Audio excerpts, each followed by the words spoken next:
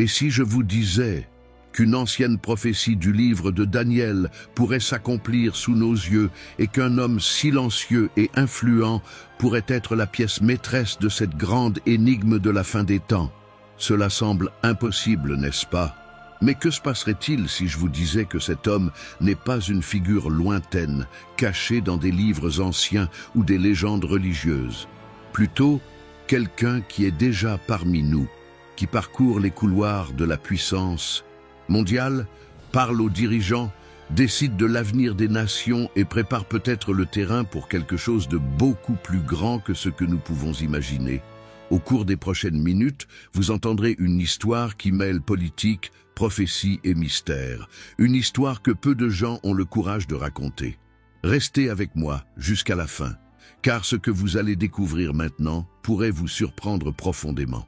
Depuis l'Antiquité, le livre de Daniel a intrigué les érudits, les théologiens et même les scientifiques. Entre rêves déchiffrés et visions apocalyptiques, Daniel décrit des royaumes qui montent et descendent, des empires qui se succèdent, et une figure qui émergera avec une puissance et une sagesse exceptionnelles, gouvernant avec l'apparence de la paix, mais avec des intentions cachées. Cette prophétie, souvent appelée la vision perdue, parle d'un leader qui apporterait une stabilité apparente au monde, mais qui, entre les lignes, serait lié à quelque chose de beaucoup plus sombre, un nouvel ordre mondial, spirituel et politique. Maintenant, réfléchissez avec moi. Et si ce leader façonnait déjà le monde dans les coulisses?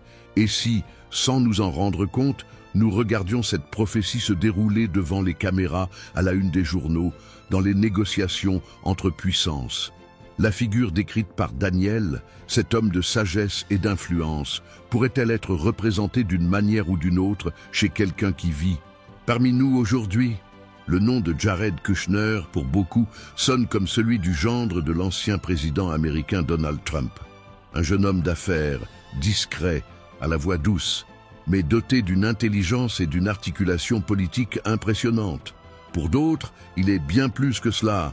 Un homme impliqué dans des questions qui dépassent les frontières de la politique, touchant le terrain des prophéties et des attentes apocalyptiques. Avez-vous remarqué comment, ces dernières années, le monde semble se diriger vers une étrange convergence entre la technologie, la religion et le pouvoir? Jamais auparavant, l'humanité n'a été aussi proche d'unir l'économie, la communication et la surveillance en un seul système mondial. Monnaie numérique, intelligence artificielle, traité de paix entre nations historiquement ennemies, tout cela semble familier à tous ceux qui connaissent les Écritures. Daniel a parlé d'une époque où la connaissance se multiplierait, où les nations seraient inquiètes et où un chef émergerait qui semblerait apporter l'ordre au milieu du chaos. Et c'est dans ce contexte que Jared Kushner entre en scène. Un jeune homme, d'origine juive, avec des liens profonds en Israël et au Moyen-Orient. La personne directement responsable de l'un des événements les plus surprenants de la diplomatie moderne, les accords d'Abraham, un traité qui promettait la paix entre Israël et plusieurs nations arabes, précisément dans la région qui, depuis des millénaires, est au cœur des prophéties bibliques. Coïncidence? Ou faire partie de quelque chose de plus grand qui a été conçu depuis longtemps? Ce qui ressort, ce n'est pas seulement ce que Kushner a fait, mais comment il l'a fait. Discret, sans grand discours, sans fanfare, il a réalisé ce que de nombreux dirigeants mondiaux ont essayé et échoué à réaliser. Et tout cela, tout en construisant l'image d'un homme de foi, de famille, d'affaires, quelqu'un de fiable, d'équilibré, mais entouré de mystères. Avez-vous déjà ressenti ce sentiment que certaines personnes semblent être au bon endroit, au bon moment, faisant des choses qui semblent prédestinées? Et c'est là que la prophétie de Daniel commence à résonner. Un homme d'une sagesse peu commune, impliqué dans des traités de paix, liés au cœur de la Terre Sainte, et que, selon le texte biblique, il apparaîtrait sous l'apparence d'un agneau, mais avec la voix d'un dragon. Bien sûr, nous ne disons rien, mais vous ne pouvez pas ignorer les parallèles qui ont émergé. C'est comme si les vieilles pages étaient réécrites en temps réel, et que nous, spectateurs distraits, Applaudissions l'accomplissement d'une prophétie sans même nous en rendre compte. Y êtes-vous déjà allé? Ce moment où quelque chose semble être un pur hasard, mais plus vous observez, plus vous vous rendez compte que tout semble s'emboîter parfaitement, qu'il y a un fil invisible entre des faits lointains, des personnes improbables et des événements qui changent le cours de l'histoire. Car c'est exactement ainsi que de nombreux érudits et observateurs de la fin des temps décrivent le scénario actuel. Daniel a vu des symboles, des royaumes, des bêtes, des statues, des représentations de puissances humaines guidées par des forces spirituelles. Et maintenant, des milliers d'années plus tard, nous voyons des empires se lever à nouveau, des dirigeants charismatiques émerger et la recherche incessante d'une paix mondiale qui semble toujours avoir un prix. Sommes-nous sur le point d'assister à l'accomplissement littéral de ces anciennes visions? Restez avec moi, car ce qui va suivre vous fera regarder l'actualité avec des yeux différents. Jared Kushner n'est peut-être qu'un nom parmi tant d'autres, mais lorsque nous croisons sa trajectoire avec les lignes de la prophétie de Daniel, l'image commence à prendre forme. Une image qui mêle la foi, le pouvoir et le sentiment troublant que quelque chose se passe dans les coulisses du monde spirituel et politique. Qu'est-ce qui se cache derrière l'influence discrète de Kushner? Pourquoi semble-t-il, et pas un autre, occuper une position stratégique parmi les grands de la Terre? Et la soi-disant prophétie perdue de Daniel le désigne-t-elle vraiment comme faisant partie de cette intrigue finale? Ce que vous découvrirez dans les prochaines scènes peut remettre en question tout ce que vous pensiez savoir sur la fin des temps, sur la politique mondiale et sur le rôle que jouent certaines figures dans cette histoire qui se déroule devant nous. De toute façon, et s'il était déjà parmi nous? Parce que lorsque nous regardons de plus près les paroles du prophète Daniel et les décisions prises par Jared Kushner ces dernières années, ce qui commence à se dérouler devant nous est un scénario qui semble plus qu'une simple coïncidence. Chaque mouvement, chaque alliance, chaque discours soigneusement choisi sonne presque comme une note dans une symphonie, jouée depuis des millénaires. C'est comme si l'horloge prophétique était sur le point de prendre ses derniers tournants.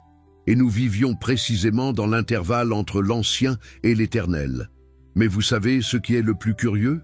C'est de voir comment tant de gens ressentent, au plus profond de leur cœur, que quelque chose de différent se passe dans le monde. Peut-être l'avez-vous ressenti aussi, cette agitation silencieuse, ce sentiment que nous nous dirigeons vers un point en retour, que les pièces se mettent en place trop rapidement. Si ce sujet a du sens pour vous, si d'une manière ou d'une autre ce dont nous avons parlé jusqu'à présent a touché quelque chose en vous, laissez ici dans les commentaires ce qui a le plus attiré votre attention. Je veux vraiment savoir comment tout cela résonne avec votre foi, avec votre compréhension, avec ce que vous avez perçu dans les signes des temps. Et regardez, cela peut sembler simple, mais lorsque vous commentez, aimez et vous abonnez à la chaîne, vous faites partie de quelque chose de bien plus grand qu'une simple vidéo YouTube. Vous aidez ce message à atteindre d'autres personnes qui cherchent peut-être les mêmes réponses que vous. Des gens qui se sentent perdus, qui sentent leur cœur se serrer quand ils voient la direction que prend le monde, mais qui croient toujours que la vérité est dans les Écritures. Votre participation ici est ce qui fait grandir cette chaîne, c'est ce qui vous donne la force de continuer à apporter des réflexions profondes, sans peur, sans filtre, avec sincérité et détermination. Alors, si ce type de contenu vous éveille, s'il vous fait réfléchir, s'il allume en vous ce désir de mieux comprendre les prophéties, la fin des temps et ce que Dieu révèle en ce moment même, cliquez sur « J'aime » et abonnez-vous. De cette façon, vous m'aidez à poursuivre ce travail et, en même temps, vous vous assurez que YouTube vous informe de la diffusion de nouveaux épisodes. Après, à tout, ce voyage que nous parcourons ensemble ne fait que commencer. Et ce qui vient ensuite peut complètement changer la façon dont vous voyez ce qui se passe autour de nous. Restez avec moi, car à partir d'ici, nous allons plonger encore plus profondément dans les liens cachés entre le livre de Daniel et les événements qui se déroulent sur la scène mondiale. Chaque détail a un but, et peut-être, à chaque prophétie, un nom. Et pendant que nous nous penchons sur ces liens entre les prophéties et les événements qui se déroulent sous nos yeux, j'ai préparé quelque chose de spécial pour ceux qui veulent vraiment comprendre plus profondément ce qui se cache derrière tout cela. Il s'agit d'un matériel pratique, direct et facile à suivre, appelé « Démêler les mystères de l'Apocalypse ». J'y ai rassemblé certaines des interprétations les plus frappantes du livre de Daniel et de l'Apocalypse, ainsi qu'une chronologie prophétique qui aide à visualiser clairement comment chaque événement peut s'accomplir aujourd'hui. C'est comme une carte spirituelle, simple mais révélatrice, qui peut vous aider à relier les points qui passent parfois inaperçus lorsque vous lisez les prophéties isolément. Si cela a du sens pour vous, jetez un coup d'œil au matériel que j'ai laissé ci-dessous. C'est complémentaire à ce que nous avons dit jusqu'à présent et peut vous faire gagner beaucoup de temps dans la pratique, car tout est organisé objectivement, de sorte que vous pouvez comprendre l'image complète sans vous perdre dans les détails. Et un petit avertissement, ce contenu peut être mis hors ligne à tout moment. Donc, si vous sentez dans votre cœur que c'est le genre de connaissance qui vous aidera à vous préparer spirituellement, profitez-en pendant qu'elle est encore disponible. C'est là dans le commentaire épinglé, mais je pourrais le retirer de l'antenne dans les prochains jours, précisément parce que c'est quelque chose de très exclusif pour ceux qui suivent cette série ici. Depuis le début. Maintenant revenons à notre conversation, parce que le point suivant est celui où les choses commencent à devenir encore plus intrigantes. Lorsque nous analysons attentivement les prophéties de Daniel, et que nous rencontrons les actions et les discours de certains dirigeants actuels, nous commençons à remarquer un modèle qui ne peut plus être ignoré. Au cœur de l'Ancien Testament, au milieu des empires qui s'élèvent et s'effondrent, surgit une figure solitaire, captive d'une terre étrangère, mais pleine de sagesse et inébranlable. Il s'appelle Daniel, un homme qui non seulement interprétait les rêves, mais lisait aussi les signes cachés du temps. Le livre qui porte son nom est plus qu'un récit ancien.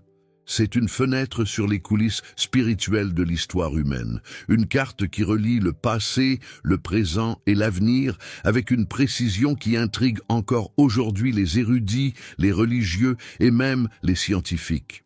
Daniel a vécu à l'époque de l'exil babylonien, lorsque le peuple d'Israël avait été enlevé après la destruction de Jérusalem.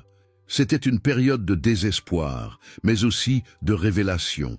Babylone était le centre du pouvoir, l'empire le plus redouté de l'époque, connu pour sa richesse, son idolâtrie et sa domination politique. Et c'est là, au cœur de la ville dorée, que Daniel a commencé à avoir des visions qui défiaient la logique humaine.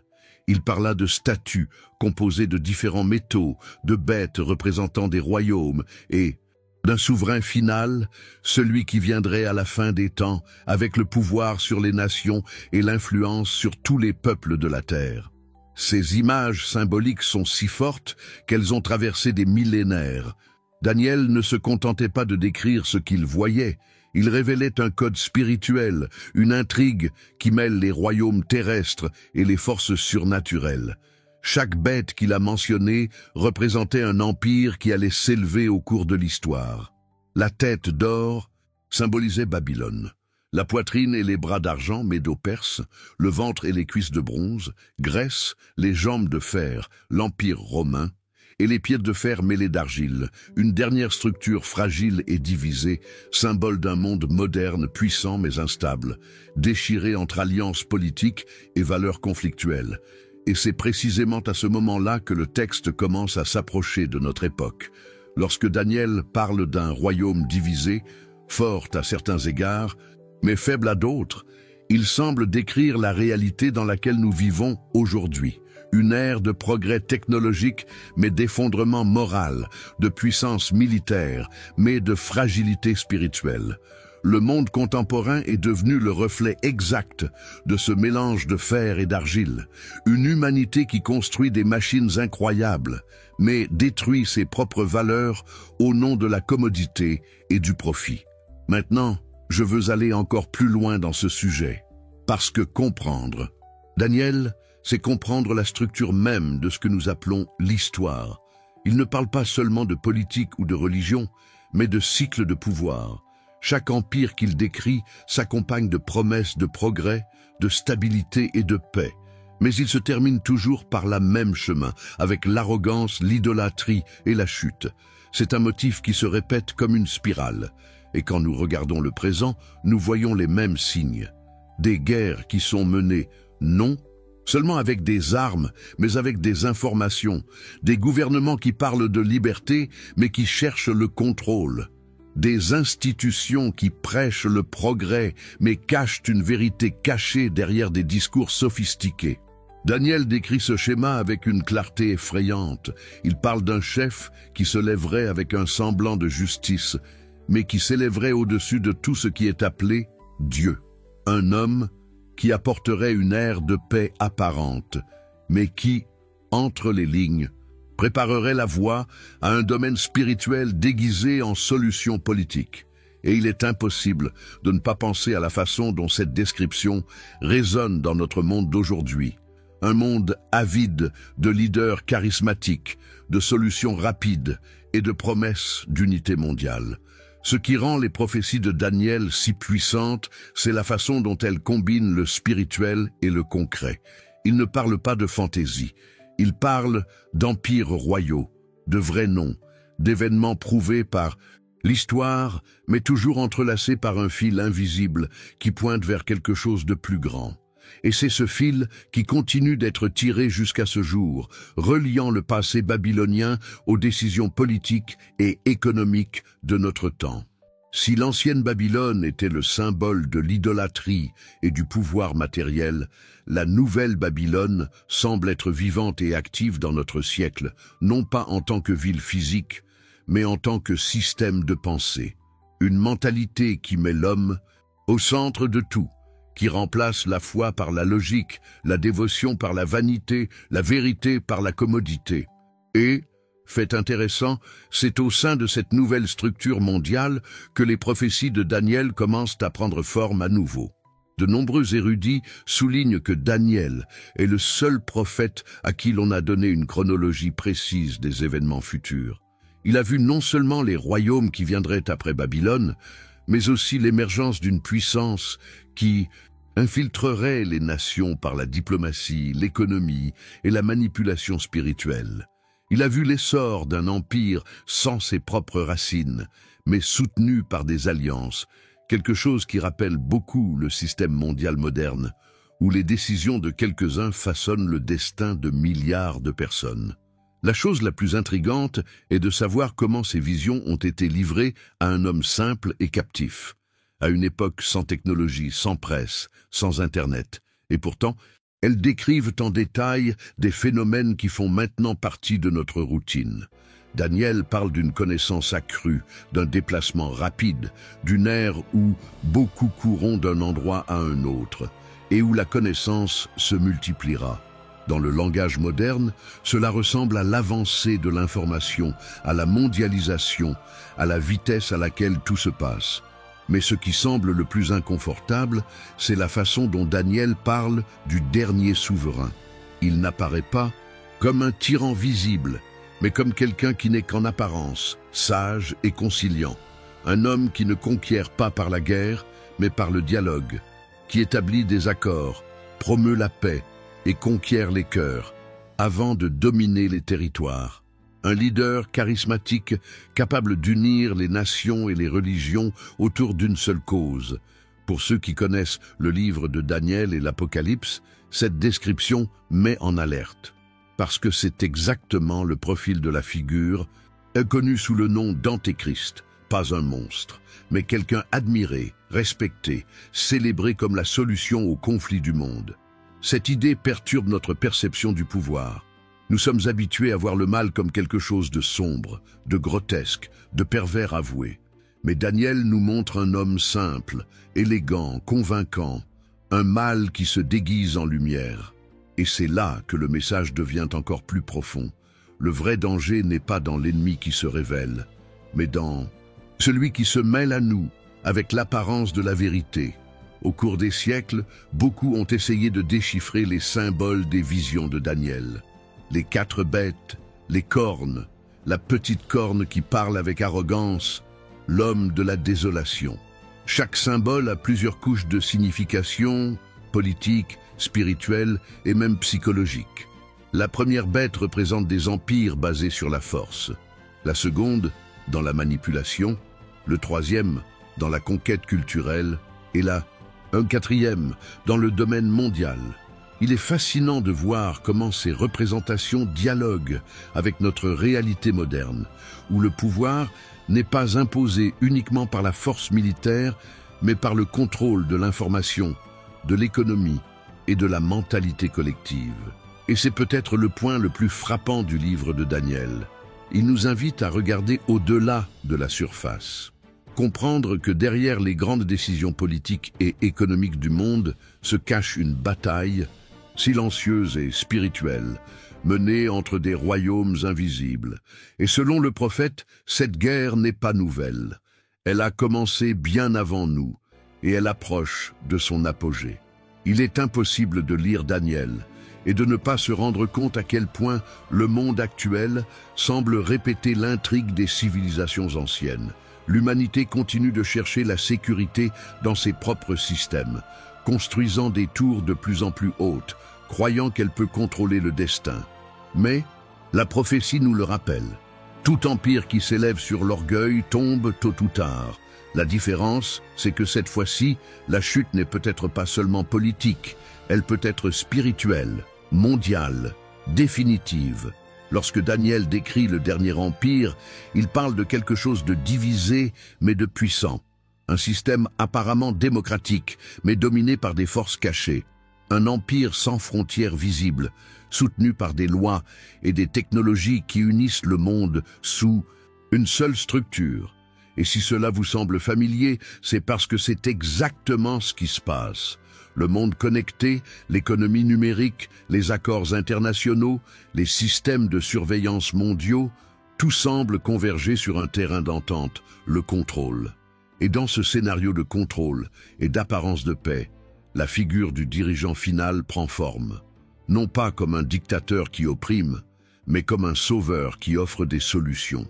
Il émerge comme le visage d'une nouvelle ère, celui qui promet de restaurer l'espoir perdu. Et ironiquement, c'est précisément cette promesse d'espoir qui le rend dangereux. Daniel l'a compris il y a des milliers d'années.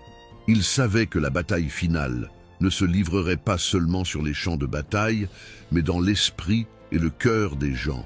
C'est pourquoi ces visions sont si pertinentes aujourd'hui, parce qu'elles parlent de choix, de discernement, du danger de croire tout ce qui semble bon.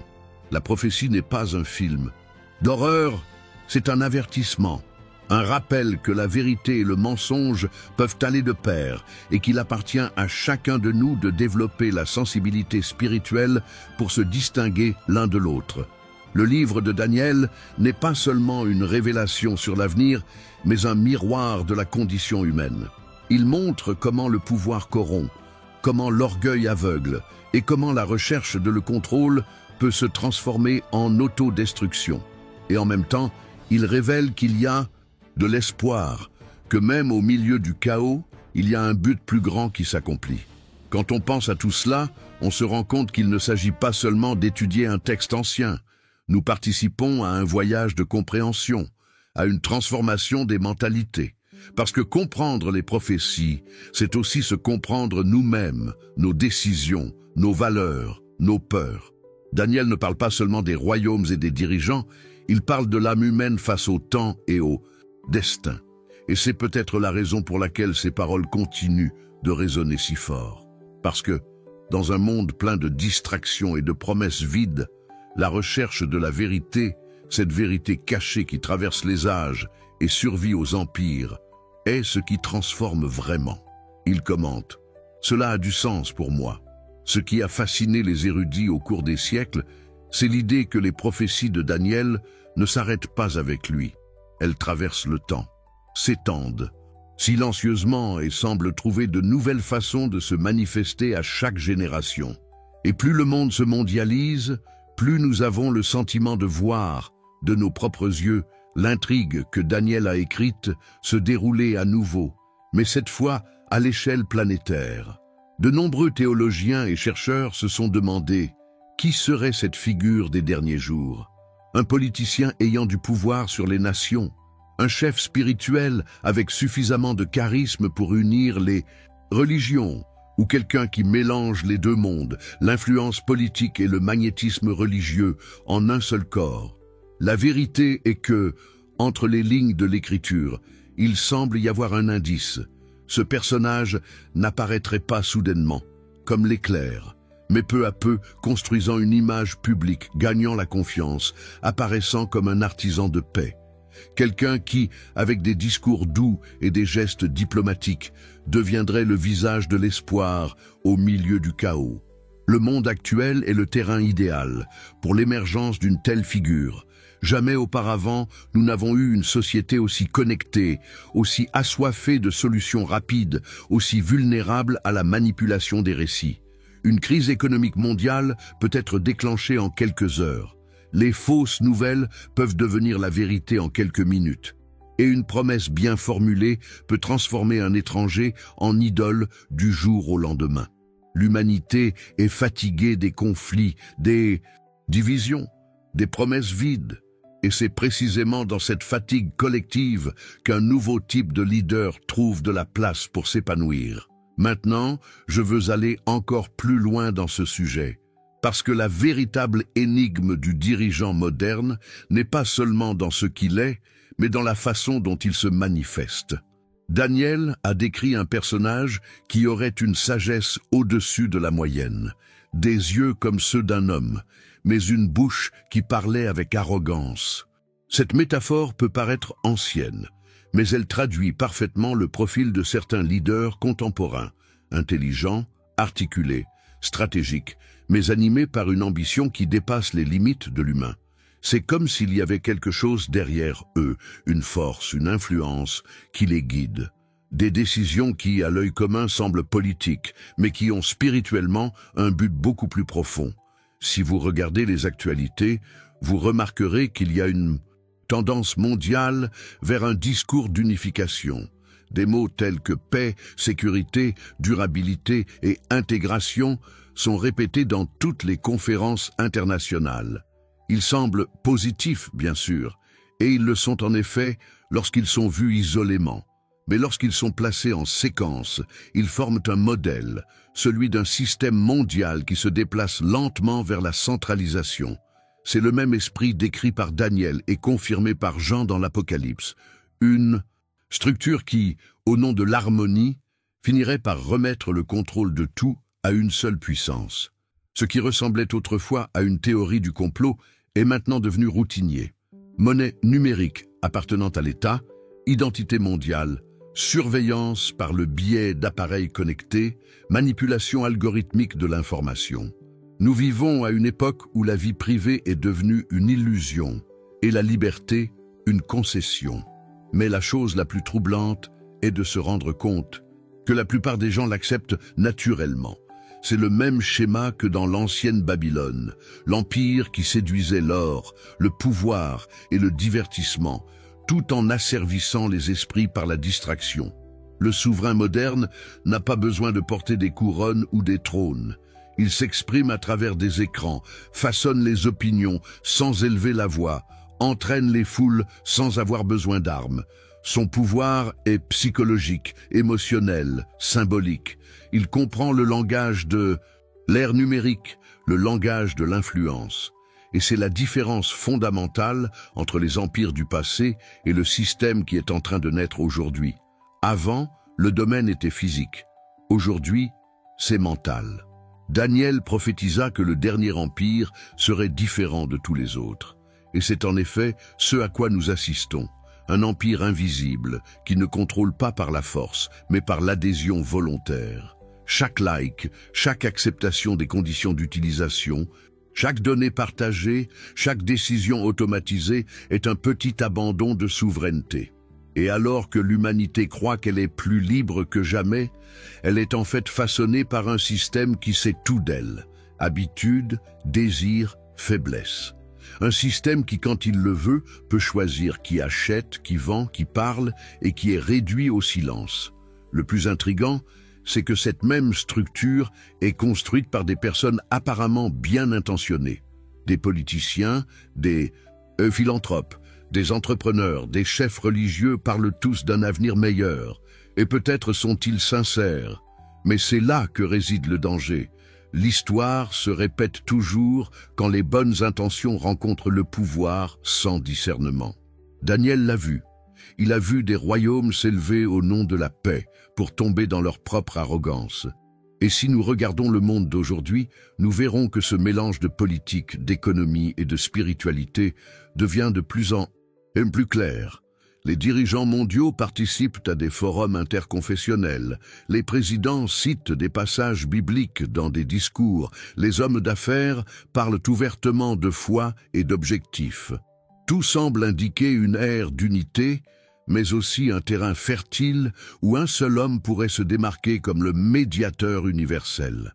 Celui qui parle le langage de tous et qui est accepté par tous. La question est la suivante. Qui aurait cette combinaison rare d'influence, d'origine spirituelle et de pouvoir économique? Quelqu'un qui se déplace entre l'Ouest et l'Orient, qui parle de paix, mais qui agit de manière stratégique. Quelqu'un qui a accès aux coulisses de la politique mondiale, mais qui, il suscite également la curiosité des spécialistes de la prophétie. Ce profil existe, et le plus troublant, c'est qu'il n'est pas caché. Il participe à des événements publics, fait la une des journaux, fait l'éloge des dirigeants et consulté dans des négociations délicates. C'est la grande ironie de l'énigme prophétique. Le personnage central ne se cache pas dans l'ombre, il agit sous les projecteurs. Le secret n'est pas dans le cachet, mais dans l'évidence. Mais la plupart des gens ne s'en rendent pas compte, parce qu'ils sont trop occupés par le bruit du monde. La supercherie, comme Daniel l'avait déjà prévenu, viendrait avec l'apparence de la vérité. Cette perception change tout, parce que lorsque nous comprenons que les prophéties ne sont pas des métaphores lointaines, mais des codes spirituels qui se manifestent dans les réalités politiques et sociales, nous commençons à voir le monde avec des yeux différents. Soudain, les gros titres ne sont plus seulement des nouvelles et deviennent des signes. Un accord de paix n'est plus seulement de la diplomatie et a un poids prophétique. Une nouvelle technologie n'est plus une simple innovation et représente un pas vers un contrôle total. La chose la plus intéressante est que Daniel n'a pas écrit pour faire peur. Il a écrit pour se réveiller.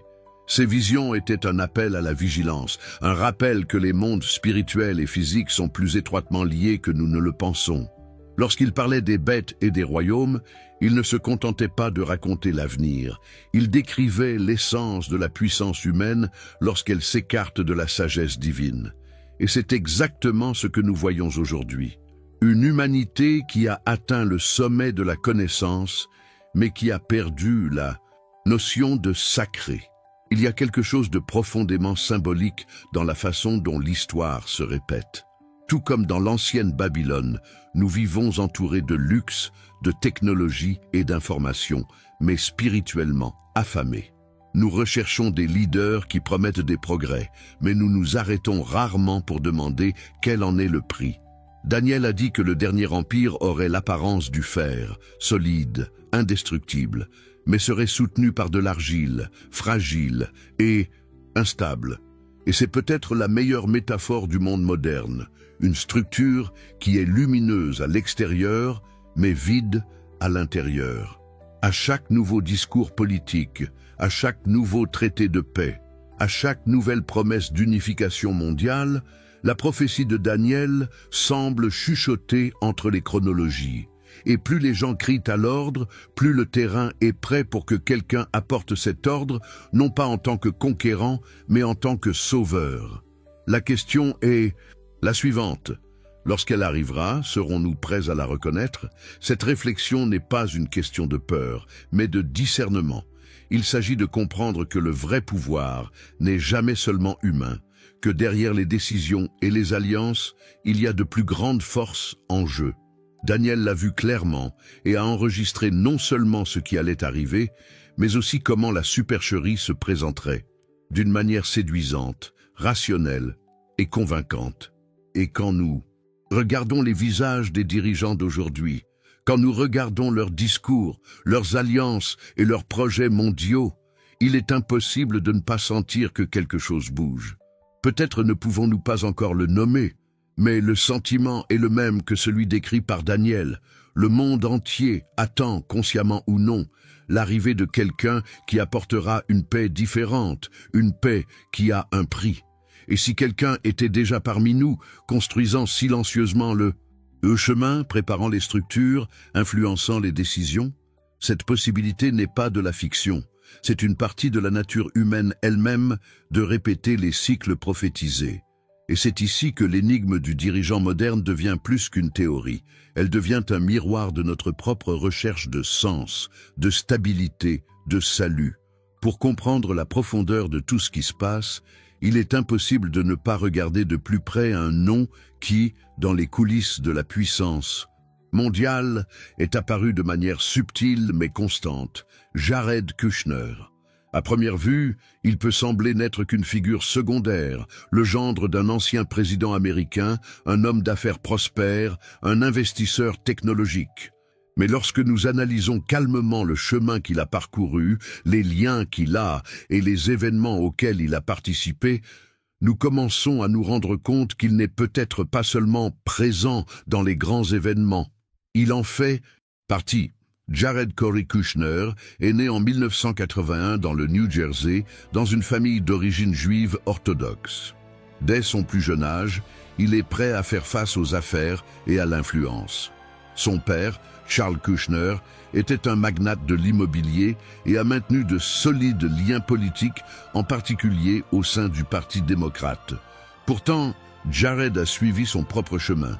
Il a obtenu son diplôme de Harvard, a fait des études supérieures en droit et en commerce à New York et a progressivement commencé à étendre l'entreprise familiale au-delà de l'immobilier.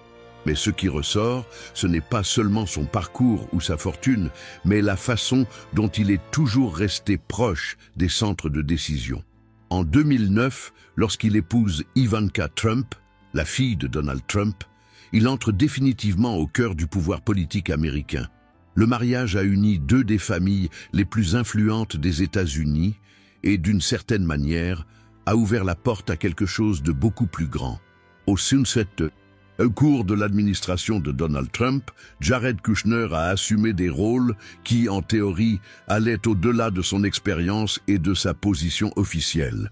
Il n'était pas un diplomate de carrière, ni un politicien expérimenté, mais il a été placé en tant que conseiller principal de la Maison-Blanche et directement responsable de questions sensibles, telles que les relations au Moyen-Orient, la réforme pénitentiaire et même les stratégies technologiques pour la sécurité nationale.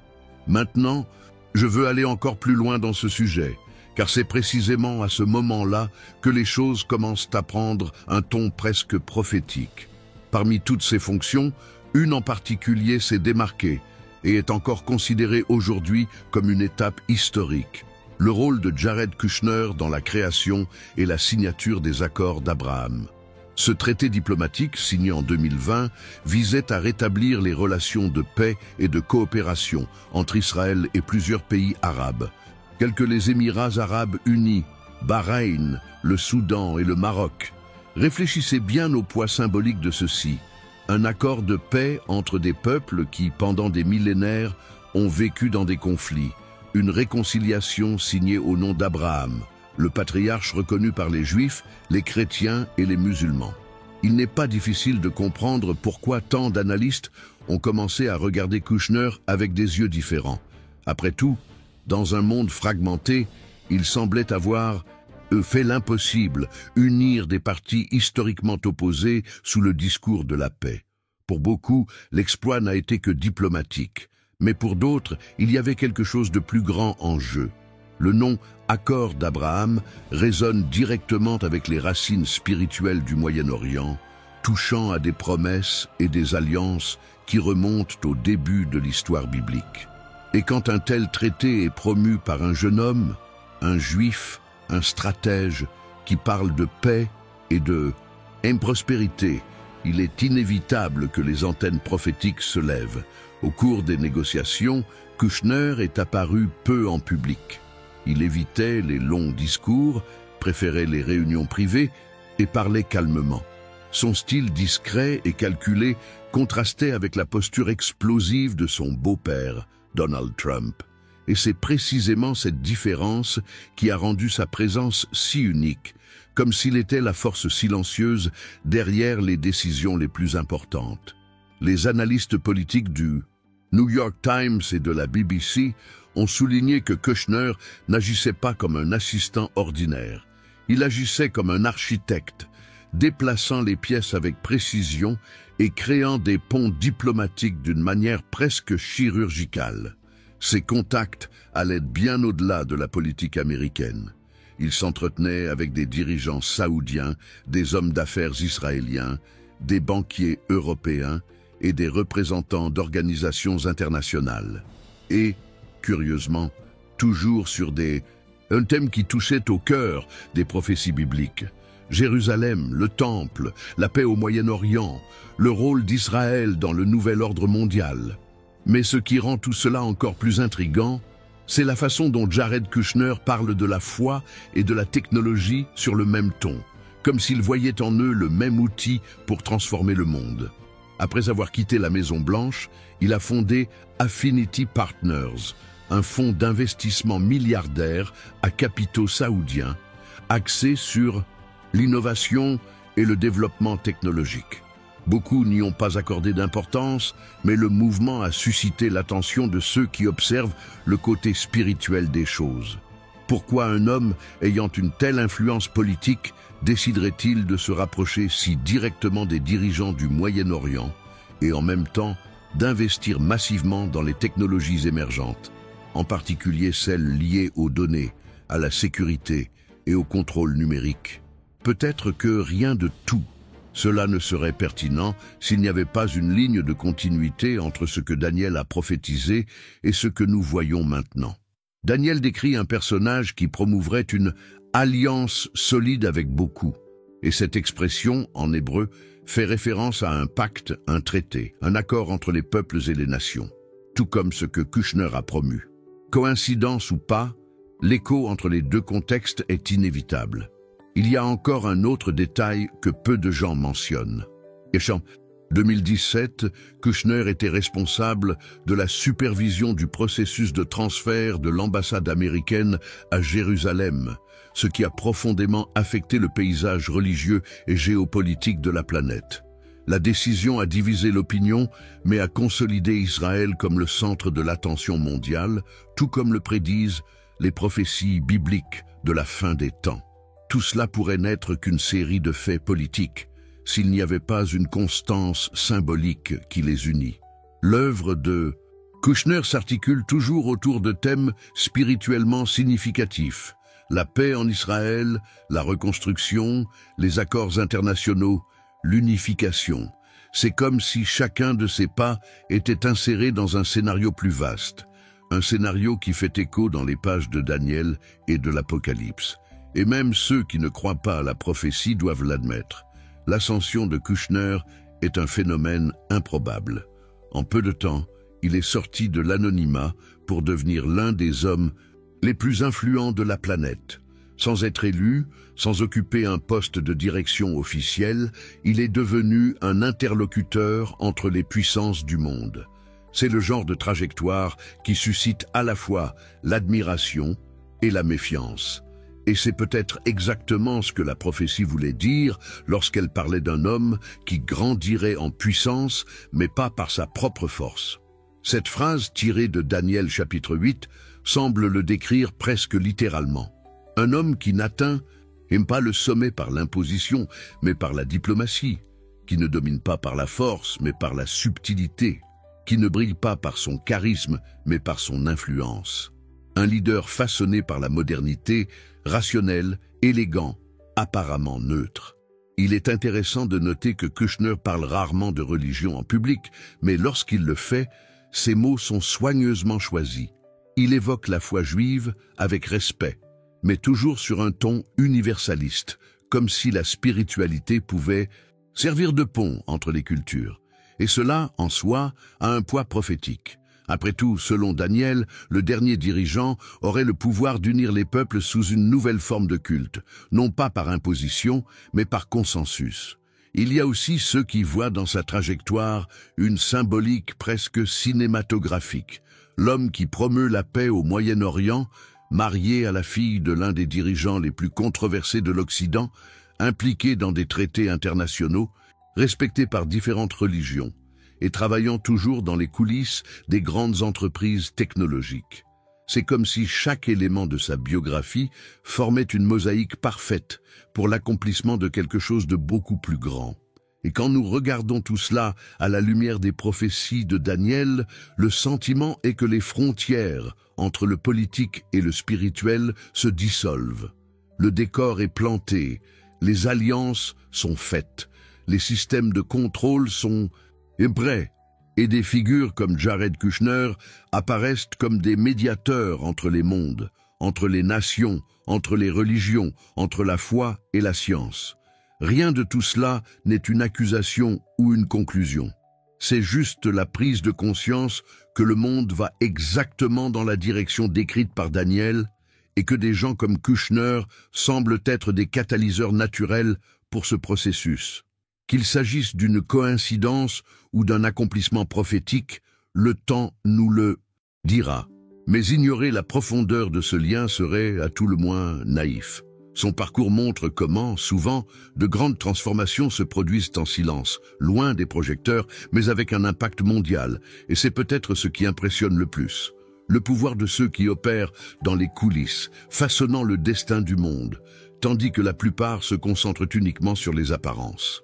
Et alors que nous réfléchissons à tout cela, à l'influence discrète de Jared Kushner, aux coulisses de la politique mondiale et à l'accomplissement possible des prophéties, j'ai préparé quelque chose de spécial pour ceux qui veulent vraiment comprendre ces sujets d'une manière plus profonde et plus pratique.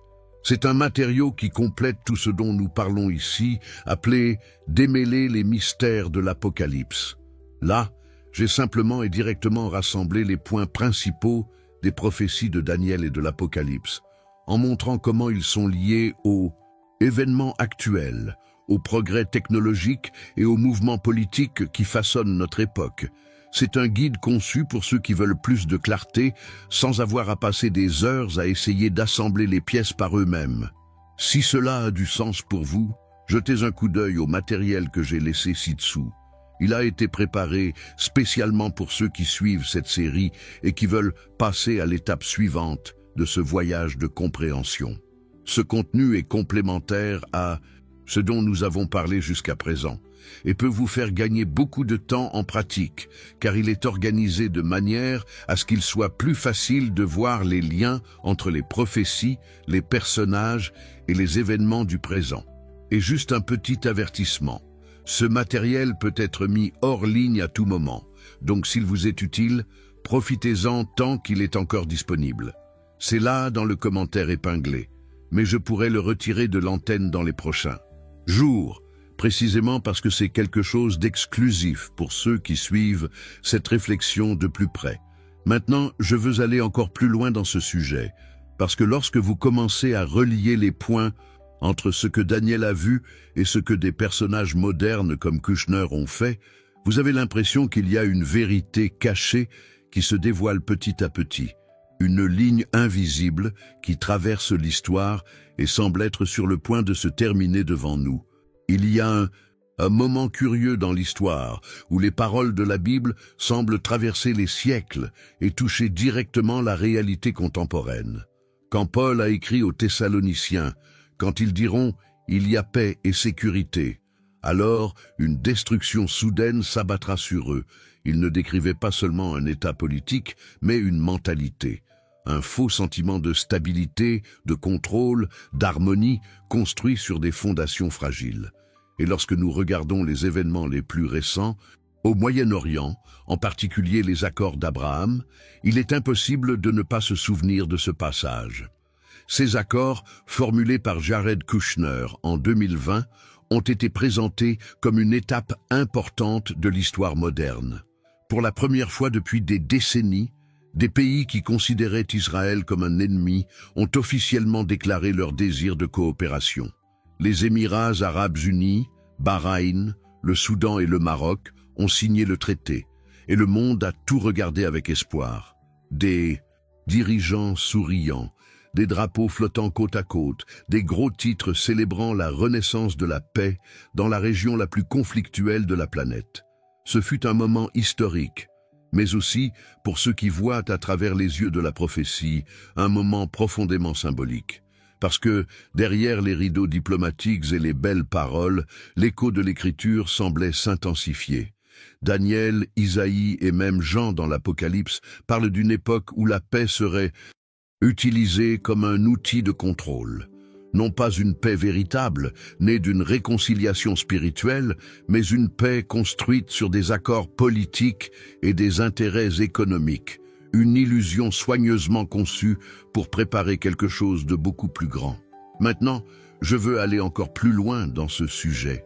S'il y a une vérité cachée qui traverse toutes les prophéties, c'est que le monde sera trompé non pas par la guerre, mais par la promesse de la paix.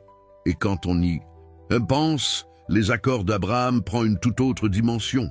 Ce ne sont pas seulement des documents signés entre les nations, ce sont les signes d'un nouveau modèle de leadership, d'un nouveau paradigme mondial, un modèle où la diplomatie remplace la foi et l'unité politique sectorielle, le substitut de la communion spirituelle. La chose la plus intrigante est la façon dont tout cela s'est passé. Jared Kushner, un homme sans expérience diplomatique formelle, a accompli quelque chose que des décennies de dirigeants et de négociateurs expérimentés n'ont pas réalisé. Aucun processus de paix n'a été mené jusqu'à présent en si peu de temps. Et ce n'était pas par la force, mais par l'habileté, la subtilité, la mentalité de ceux qui comprennent les coulisses du pouvoir et savent que la véritable domination ne s'impose pas, elle s'accorde. Il a parlé de paix et de prospérité, d'une nouvelle ère pour le Moyen-Orient, d'alliances historiques et d'opportunités économiques.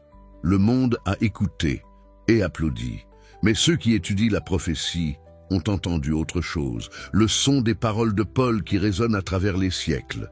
Quand ils disent « il y a la paix et la sécurité », et le silence entre une phrase et l'autre semble contenir la tension de quelque chose sur le point de se produire. C'est l'ironie prophétique. Le danger ne vient pas du chaos, il vient de l'ordre. C'est lorsque le monde croit que tout est résolu, lorsque le cœur humain se détend et fait confiance à ses propres structures, que le véritable effondrement commence. Et si nous regardons l'histoire, nous verrons qu'il en est toujours ainsi. Babylone, Rome, les empires modernes, tous se sont effondrés à l'apogée de leur sécurité. L'histoire spirituelle de l'humanité est, par essence, une succession d'illusions de paix. Mais ce qui rend la figure de Kushner si symbolique, c'est ce qu'elle représente dans ce contexte.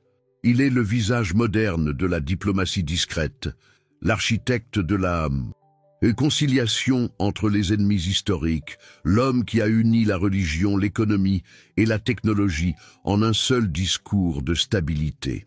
C'est le genre de rôle que Daniel décrit lorsqu'il parle de celui qui établira une alliance avec beaucoup, une expression qui, dans l'original, fait référence à une union mondiale globale, englobant les peuples, les cultures et les croyances. Il ne s'agit pas de juger des intentions. Il se peut que tout cela soit né de bonnes intentions, mais les prophéties ne parlent pas d'intentions, elles parlent de conséquences. Et la conséquence de cette nouvelle paix est l'émergence d'une structure mondiale qui dépend de plus en plus d'accords, de traités et de promesses humaines. C'est un monde dans lequel la foi est un détail culturel et la sécurité un produit politique. Remarquez comment le discours mondial a changé. Unité, tolérance, coexistence, dialogue interreligieux. Autant de mots qui, pris isolément, semblent impositifs, et ils le sont. Mais ensemble, ils forment le vocabulaire d'une nouvelle idéologie qui ne cherche pas la vérité, mais le consensus. Une société dans laquelle toutes les croyances sont acceptables, tant qu'aucune d'entre elles ne prétend détenir la vérité absolue. C'est le terrain parfait pour l'émergence du leader décrit dans les prophéties, celui qui apportera une paix apparente, une paix qui ne confronte pas, qui plaît à tous, mais qui remplace progressivement le divin par l'humain. Et c'est précisément à ce moment-là que la paix et la sécurité de Paul prennent un nouveau sens. Il n'a pas parlé de chars, de missiles ou de traités. Il a parlé d'un état spirituel collectif, un sommeil de conscience, une distraction mondiale, un temps où le monde croirait avoir vaincu le mal, alors qu'en fait, il ne serait que séduit par lui. L'impact des accords d'Abraham va au-delà de la géopolitique. Ils ont ouvert la porte à une nouvelle façon de penser, une transformation silencieuse de l'état d'esprit du monde. Depuis lors, le Moyen-Orient est considéré non seulement comme une scène de conflit, mais aussi comme le berceau d'un nouvel ordre de coopération. Et Jared Kushner, dans ses propres mots, a décrit le traité comme « le début d'un nouveau Moyen-Orient ». C'est une phrase puissante, mais aussi chargée de symbolisme, parce que, dans le langage prophétique, nouveau ne signifie pas toujours meilleur. Parfois, cela signifie simplement le début d'un cycle que nous ne comprenons pas encore complètement. Il y a ceux qui voient tout cela comme un progrès, d'autres y voient une préparation, et peut-être qu'ils ont tous les deux raison, parce que l'histoire avance toujours sur les mêmes pas. Promesse, progrès, puissance et tombée. La différence est que maintenant la scène est mondiale et le scénario semble suivre le texte de l'écriture avec une précision déconcertante. L'expression « fausse paix » peut sembler dure, mais elle décrit parfaitement le genre de stabilité qui se construit sans repentance et transformation intérieure. Daniel et Paul sont d'accord sur quelque chose d'essentiel. Le problème n'est pas de chercher la paix, mais de croire qu'elle peut exister sans vérité. C'est comme peindre un mur fissuré. À l'extérieur, il a l'air neuf, mais à l'intérieur, la structure est déjà en train de céder. Le plus troublant, c'est de se rendre compte que la promesse de paix s'accompagne toujours de nouvelles formes de contrôle. Le même discours qui unit les nations crée également des systèmes qui surveillent, classifient et conditionnent les gens. Et ce n'est pas une coïncidence si tout cela se produit en même temps que les progrès de la technologie, la numérisation de l'économie et l'émergence des monnaies virtuelles d'État. Ce qui n'était autrefois qu'une métaphore prophétique, personne ne peut acheter ou vendre sans signe, se rapproche maintenant dangereusement de la réalité. Et au sein de cet engrenage global, la figure du médiateur politique, de l'homme de paix, gagne un rôle central. Il n'a pas besoin d'être le dictateur de l'avenir, il a juste besoin d'être le catalyseur de la nouveauté. Ce qui commence comme diplomatie finit comme dépendance. Ce qui commence comme un accord se termine comme une soumission. L'histoire l'a montré à maintes reprises. Et puis la question se pose, est-ce une coïncidence ou un accomplissement prophétique? Peut-être les deux, parce que c'est précisément le mystère des prophéties. Elles s'accomplissent progressivement d'une manière si naturelle, si logique, que le monde ne les perçoit que lorsque tout est déjà en place. La scène est en train d'être mise en place, les pièces sont sur le plateau, et des personnages comme Jared Kushner semblent avoir émergé pour déplacer ces pièces avec une précision presque chirurgicale. Le prophète Daniel ne pouvait pas décrire Internet, la mondialisation ou les traités modernes, mais il a parfaitement décrit l'essence de tout cela. Une humanité qui recherche la sécurité mais finit par construire sa propre prison. Une génération qui croit au progrès mais qui s'éloigne de la vérité. Et c'est cette contradiction qui rend le temps présent si prophétique. Ce que nous voyons n'est peut-être que le début de quelque chose de beaucoup plus grand. Un mouvement qui mêle foi, politique et technologie en un seul récit. Une promesse de paix qui porte en elle l'embryon de la domination. Une stabilité apparente qui, selon l'Écriture, précède la grande transformation, le tournant où tout ce qui était caché commencera à être révélé. La prophétie de Daniel a toujours été l'un des textes les plus mystérieux et en même temps les plus fascinants de toute la Bible. Parmi les nombreuses visions que le prophète a reçues, il y en a une qui semble traverser le temps avec une puissance impressionnante, une vision qui décrit un homme d'une sagesse hors du commun, d'une influence mondiale et d'une domination subtile sur beaucoup. C'est la, soi-disant, prophétie perdue, mentionnée dans les chapitres 8 et 11 du livre de Daniel. Et c'est là que nous trouvons certaines des clés les plus intrigantes pour comprendre les événements actuels. Daniel commence par décrire une série de symboles. Un bélier à 2 cornes, un bouc qui monte de l'ouest et le frappe avec fureur, puis une petite corne qui pousse et qui est extrêmement puissante. Derrière ce langage symbolique se cachent des représentations d'empires et de dirigeants qui allaient façonner le destin du monde. Le bélier représente la Médo-Perse, la chèvre symbolise la Grèce sous Alexandre le Grand, et la petite corne est la figure qui attire le plus l'attention. Quelqu'un qui s'élèvera au cours des dernières années, avec un pouvoir politique, une influence spirituelle et un esprit brillant. Il ne commencerait pas son règne par des guerres, mais par la ruse. Maintenant, je veux aller encore plus loin dans ce sujet. Daniel écrit que cet homme grandirait en puissance, mais non par ses propres forces. Et la constance fera prospérer la tromperie. Et dans son cœur, il se magnifiera lui-même et détruira beaucoup de ceux qui vivent en sécurité. Cette description, bien que faite il y a plus de 2 millénaires, semble saisir avec précision le profil du leader moderne, un homme qui ne conquiert pas par l'épée, mais par la parole. Cela ne domine pas avec des armées, mais avec des idées. Cela change le cours des nations non pas par la force, mais par l'influence. C'est le portrait d'un type de leadership qui s'inscrit parfaitement dans l'ère de la diplomatie mondiale et de la communication instantanée. Le détail le plus frappant est le contraste. Cet homme apparaît avec une apparence de justice, de sagesse et de détermination. Daniel dit qu'il comprendra des énigmes, ce qui peut être interprété comme la capacité de déchiffrer des problèmes complexes, économiques, politiques, spirituels, et d'offrir des solutions que le monde entier admirera.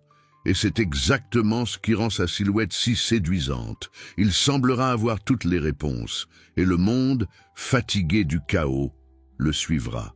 Lorsque nous regardons les figures contemporaines qui ont occupé les coulisses de la politique et des négociations internationales, il est impossible de ne pas voir de parallèles. Jared Kushner, par exemple, s'inscrit dans ce schéma d'une manière presque symbolique. Ce n'est pas seulement pour le pouvoir qu'il a exercé, mais pour la manière dont il l'a exercé, sans fanfare, sans discours incendiaires, avec une sérénité qui transmet le contrôle. Il a construit des ponts là où il n'y avait que des murs auparavant, et a réuni les dirigeants opposés à la même table. Tout cela semble positif, et peut-être l'est-il vraiment. Mais cela fait aussi écho à la description de Daniel du dirigeant qui apporterait une paix apparente avant la tempête. Daniel chapitre 11 détaille davantage le caractère de ce chef.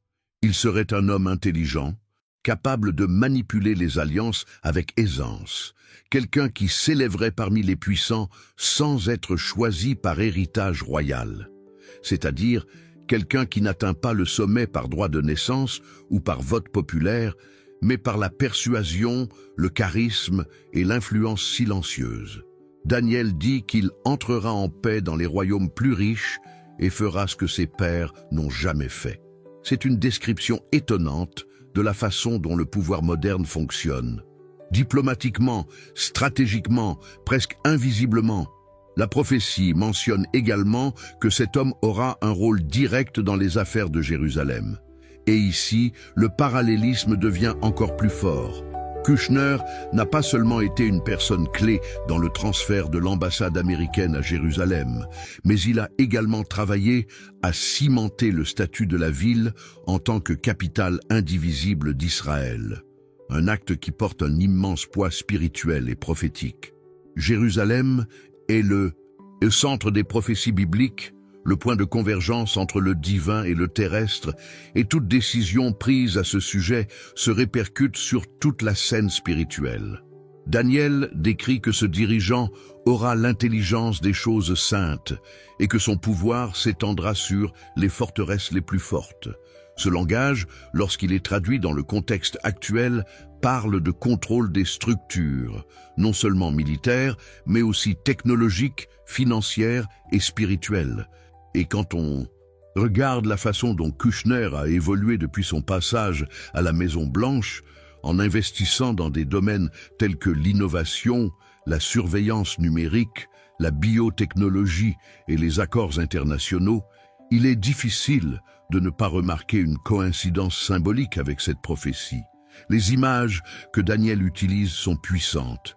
Il parle de statues représentant des empires, de sceaux brisés qui révèlent des mystères, de cartes qui montrent des frontières toujours changeantes. Et quand on imagine tout cela aujourd'hui, il est impossible de ne pas penser aux écrans satellites, aux traités multilatéraux, aux conférences qui décident du sort des nations. Les visions anciennes sont devenues une réalité moderne. Le fer et l'argile, symboles du dernier empire, se mêlent sous nos yeux, dans les alliances fragiles entre des pays qui tentent de rester unis par la commodité et non par la foi. Ce que Daniel appelle la petite corne est en fait une métaphore du pouvoir qui grandit tranquillement, sans que les gens s'en aperçoivent. Un domaine qui commence dans les coulisses, gagne de l'espace grâce à la diplomatie et se solidifie grâce à la confiance. Et c'est exactement ce genre de pouvoir que nous voyons aujourd'hui. Un pouvoir qui n'a pas besoin d'armée, parce qu'il domine déjà les cœurs et les esprits. Mais il y a un détail curieux dans la prophétie que beaucoup ignorent. Daniel dit que ce chef se lèvera contre le prince des princes, mais il sera brisé, sans l'aide de la main de l'homme. Cette phrase est fondamentale. Cela indique que le pic de cette domination sera aussi le début de sa chute. Le pouvoir humain, aussi sophistiqué et technologique soit-il, ne peut jamais tenir tête au pouvoir spirituel. L'histoire de Daniel est d'abord et avant tout un rappel que toute structure construite sur la fierté est destinée à s'effondrer. L'impact de ces mots est immense, car ils parlent de cycles. Tous les empires, de Babylone aux superpuissances modernes, ont suivi le même schéma, l'ascension, la gloire, la décadence. La différence, c'est que maintenant, pour la première fois, le monde entier est connecté. Il n'y a plus d'empires isolés. Il y a un système mondial unique, interconnecté par l'économie, la technologie et l'idéologie. C'est exactement ce système que la prophétie décrit comme le dernier empire du fer et de l'argile. Fort en apparence, fragile en essence. Kouchner n'est peut-être pas l'accomplissement littéral de cette prophétie, mais le symbolisme est indéniable. Il représente le type de leadership que Daniel anticipait, pragmatique, moderne, spirituel et rationnel en même temps. Un médiateur entre les peuples, un bâtisseur de ponts, quelqu'un qui parle de paix tout en préparant le terrain pour de profondes transformations. Et c'est peut-être la plus grande leçon derrière la prophétie. Le danger n'est pas seulement dans les guerres, mais dans la séduction d'une paix apparente. La figure décrite par Daniel n'est pas seulement un personnage historique, il est un archétype, un miroir de la mentalité humaine, lorsqu'elle s'éloigne de la vérité et croit qu'elle peut remplacer le divin par un contrôle politique et technologique. C'est le reflet d'une humanité qui cherche le salut sans repentance, la rédemption sans sacrifice. Les statues que Daniel a vues dans ses visions, les sceaux qui seront ouverts dans l'Apocalypse, les cartes qui montrent aujourd'hui les frontières de la diplomatie, tout cela fait partie de la même histoire, une intrigue de pouvoir, de foi et de chute, un cycle qui semble sur le point de se répéter, cette fois-ci à l'échelle mondiale. Et c'est à ce moment-là que la lecture de Daniel cesse d'être seulement une analyse prophétique et sectorielle, une invitation à la réflexion personnelle. Qu'est-ce que ces visions révèlent sur nous, de nos décisions, de ce que nous valorisons, du type de leader que nous suivons? La prophétie ne parle pas seulement d'un homme, mais d'une mentalité, d'une façon de voir le monde. Et au fond, elle nous demande tout le temps, où est sa fondation ? Dans le fer et l'argile ou dans la roche? Lorsque Daniel a écrit ses visions, il ne pouvait pas imaginer le monde dans lequel nous vivons aujourd'hui. Une planète reliée par des câbles invisibles, où chaque mot, chaque pas, chaque pensée laisse des traces numériques. Mais c'est précisément ce qui rend ces prophéties si impressionnantes. Il a décrit une époque où les connaissances se multiplieraient, où les yeux du monde seraient tournés vers un système qui contrôle et observe tout. Et la chose la plus fascinante, ou troublante, est de réaliser que nous sommes exactement à ce point de l'histoire. Nous vivons à une époque où le progrès technologique est célébré comme synonyme de progrès, mais peu de gens réalisent le coût spirituel qui l'accompagne. Le contrôle qui était autrefois physique est maintenant invisible. La surveillance qui reposait autrefois sur les soldats et les murs se fait maintenant par le biais d'algorithmes, de satellites, de caméras et de systèmes d'intelligence artificielle. L'énergie moderne n'a plus besoin d'utiliser des chaînes. Elle utilise des données. Et c'est ici que les paroles de Daniel prennent un nouveau sens. Le prophète a vu des bêtes symboliques, représentant des empires qui dévoraient le monde. Aujourd'hui, ces bêtes sont numériques, des plateformes qui savent ce que nous achetons, ce que nous pensons, à qui nous parlons et même ce dont nous rêvons. La domination du fer et de l'argile se manifeste désormais dans des codes binaires, dans des réseaux invisibles qui entourent chaque personne. Et lorsque nous lisons l'histoire du dernier dirigeant qui aurait le pouvoir sur tous les peuples et toutes les langues, nous ne pouvons nous empêcher de penser à la façon dont la technologie a rendu cela possible. Pour la première fois dans l'histoire, il y a un système mondial capable de connecter, de contrôler et même de manipuler l'humanité en temps réel. Maintenant, je veux aller encore plus loin dans ce sujet parce qu'il y a quelque chose de presque prophétique dans la façon dont la technologie s'est entrelacée avec la politique et la spiritualité. Jared Kushner, après avoir quitté la Maison-Blanche, a fondé Affinity Partners, un fonds milliardaire qui se concentre sur l'investissement dans les entreprises d'innovation et de technologie, en particulier au Moyen-Orient. Les domaines d'intérêt comprennent l'intelligence artificielle, la finance numérique et la biotechnologie, les secteurs mêmes qui façonneront l'avenir de l'humanité. Et quand nous la regardons d'un point de vue prophétique, il est difficile d'ignorer la coïncidence. Daniel a parlé d'un empire qui aurait l'intelligence des choses mystérieuses, une génération qui maîtriserait la connaissance. Aujourd'hui, nous vivons entourés de systèmes qui apprennent de nos comportements et prédisent nos décisions. Des intelligences artificielles qui observent les êtres humains, étudient leurs émotions et peuvent prédire leurs réactions avec une précision effrayante. Ce qui était autrefois spirituel, la capacité de discernement, est devenu technologique. Et la ligne qui sépare l'humain du numérique devient de plus en plus floue. La création de monnaies numériques, par exemple, peut sembler n'être qu'une simple modernisation économique. Mais pensez-y, il ne représente pas seulement de l'argent, il représente la traçabilité. Chaque transaction enregistrée, chaque achat suivi, chaque mouvement financier visible. Le concept de « personne ne peut acheter ou vendre sans le signe » mentionné dans l'Apocalypse cesse soudainement de sembler lointain. Il gagne du corps, gagne du code, gagne du nom. La technologie qui promettait la liberté commence à façonner le système de contrôle le plus efficace qui ait jamais existé. Et ce qui rend tout cela encore plus troublant, c'est que ces avancées sont le fait de personnes et d'institutions qui parlent le langage de la paix et de l'innovation. Jared Kushner, par exemple, a participé à des forums internationaux sur l'économie et la technologie, et ses investissements s'inscrivent dans le cadre des initiatives de transformation numérique mondiale. La rhétorique est belle. On parle de prospérité, d'inclusion, de durabilité. Mais ce que beaucoup ne réalisent pas, c'est que la véritable transformation en cours n'est pas seulement économique, elle est spirituelle. Nous migrons d'un monde analogique vers un monde de domination invisible, où le pouvoir n'a plus besoin d'être imposé parce qu'il est volontairement accepté. Chaque application que vous installez, chaque nouvel outil de reconnaissance faciale, chaque mise à jour du système est présentée comme une commodité. Mais en pratique, elle construit une carte comportementale de chaque individu. Ce que Daniel considérait comme le contrôle sur beaucoup se traduit aujourd'hui par quelque chose de très simple, la capacité de prédire et de manipuler des masses entières. Le chef des derniers jours, selon la prophétie, ne gouvernerait pas par l'épée, mais par l'épée. Et c'est exactement ce qui se passe. Le pouvoir a changé de forme, mais pas d'essence. Il y a un détail important dans ce voyage. Chaque technologie qui promet de sauver le monde, à un moment donné, devient un instrument de pouvoir.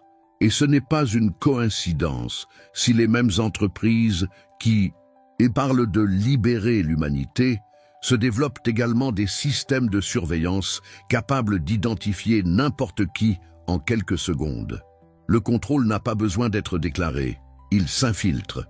Tout comme Daniel a vu des royaumes qui se sont mélangés, forts et fragiles en même temps, nous voyons un système mondial qui semble incassable, mais qui dépend de l'acceptation des gens à fonctionner.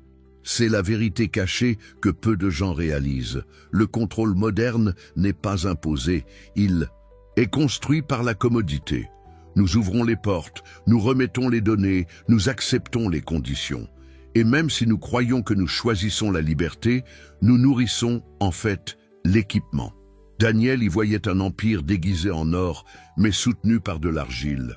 Un système qui se présente comme la solution à tous les problèmes, pauvreté, inégalité, insécurité, mais qui, par essence, prépare le terrain à une dépendance sans précédent. La question est de savoir dans quelle mesure nous sommes prêts à faire face à l'impact de cette situation. Nous assistons à l'accomplissement littéral des visions de Daniel, mais pas comme quelque chose de distant ou diabolique. Cela se passe dans les petites décisions de la vie quotidienne, dans la façon dont nous vivons, travaillons et interagissons. La prophétie ne se manifeste pas seulement dans de grands événements, mais aussi dans des habitudes subtiles qui façonnent le monde sans que nous nous en rendions compte. Et ce qui est le plus intéressant, c'est comment tout cela s'inscrit dans un schéma historique. Chaque percée majeure de l'humanité a un prix spirituel. La tour de Babel a été construite au nom du progrès et de l'unité. Rome s'est développée au nom de la paix et de la civilisation. Aujourd'hui, le monde numérique se développe au nom de la connexion et de l'innovation. Mais, tout comme auparavant, le danger n'est pas dans la technologie elle-même, mais dans le cœur humain qui cherche à contrôler ce qu'il devrait seulement comprendre. Lorsque Daniel décrit le dernier empire, il parle de quelque chose qui mélange la puissance humaine et les éléments spirituels, le fer et l'argile. Et c'est peut-être la meilleure définition de l'époque dans laquelle nous vivons. Un monde technologique, mais spirituellement divisé. Un monde qui se croit éclairé, mais qui, à bien des égards, marche aveuglément. Les progrès sont réels, mais la direction est incertaine. L'implication de personnalités comme Kushner dans ce contexte ne fait que renforcer le caractère symbolique des prophéties. Il représente le nouveau type de leadership que le monde adopte, stratégique, sophistiqué, apparemment neutre. Un médiateur entre l'ancien et le moderne, entre l'Orient et l'Occident, entre la foi et la science. Il ne crée pas les technologies, mais les rapproche du pouvoir politique. Et c'est exactement ce que Daniel a décrit. La fusion entre le gouvernement et la connaissance, le pouvoir et la compréhension. Cette union est le prélude à ce que les Écritures appellent le temps de la fin, non pas dans le sens de destruction immédiate, mais de révélation. Le voile commence à tomber, et ce qui était caché devient clair. Les rouages de l'histoire tournent et les codes de Daniel prennent vie à l'ère numérique. Nous sommes confrontés à une transformation sans précédent, non seulement technologique, mais aussi spirituelle. Chaque avancée s'accompagne d'une décision silencieuse. Dans quelle mesure sommes-nous prêts à renoncer à l'autonomie en échange de la sécurité et de la commodité? Et c'est exactement à ce moment-là que la prophétie s'accomplit, non pas par l'imposition du mal, mais par l'abandon volontaire au confort. C'est peut-être pour cela que Daniel, à la fin de ses visions, était perplexe et fatigué. Il voyait l'avenir et se rendait compte que le danger ne viendrait pas des armées, mais de l'indifférence. Non pas de violence, mais de distraction. Il a vu un monde qu'il croirait éveillé, alors qu'en fait il serait endormi sous le contrôle de la création elle-même. Certains regardent Jared Kushner et n'y voient qu'un homme ordinaire, un homme d'affaires, un investisseur, le gendre d'un ancien président, quelqu'un qui a évolué dans les couloirs du pouvoir comme tant d'autres. Pour cette vision rationnelle, tout ce qu'il a accompli peut s'expliquer par des circonstances favorables. une préparation académique, un réseautage et une lecture précise du jeu, une politique. Il était la bonne personne au bon moment, avec les bonnes portes qui s'ouvraient. Les accords d'Abraham, le résultat d'un alignement stratégique entre les intérêts économiques et militaires et oedipromiques de pays qui, fatigués de décennies de conflits, ont décidé de tirer des bénéfices concrets d'une approche pragmatique. Le déménagement de l'ambassade à Jérusalem, un geste destiné à consolider les alliances nationales et internationales. Votre fonds d'investissement au Moyen-Orient, un mouvement naturel de ceux qui ont perçu l'axe de l'innovation et de la migration des capitaux vers de nouvelles frontières. Nous séparons les morceaux, nous nous adaptons au contexte historique et c'est tout. Une coïncidence. Mais il y a ceux qui regardent la même séquence d'événements et voient quelque chose au-delà du visible. Une ligne narrative qui traverse les époques, reliant l'ancienne Babylone aux capitales modernes. Un scénario qui semble écrit dans des pages anciennes, où chaque décision fait écho à des termes prophétiques. Alliance, paix, Jérusalem, reconstruction. Pour ce regard spirituel, Kushner n'est pas seulement le protagoniste à part entière. Ce serait à tout le moins un instrument qui fonctionnerait en synchronisation avec une horloge plus grande, qui ne mesurerait pas les minutes, mais les heures. Et la question change subtilement. Et si on ne s'agissait pas de l'homme lui-même, mais du rôle que sa présence active débloque sur le plateau, et si sa pertinence résidait moins dans les intentions que dans l'impact, si les rouages spirituels de l'histoire avaient précisément besoin de cette pièce discrète, diplomatique, liée à Israël et capable de convertir les antagonismes en accords. Il y a une vieille fascination pour cette tension entre le hasard et le destin. Le rationnel s'explique par les causes, le spirituel perçoit les signes. La mentalité laïque analyse les coulisses politiques. L'esprit prophétique renifle la vérité cachée dans les coulisses. On lit les gros titres, l'autre lit les messages.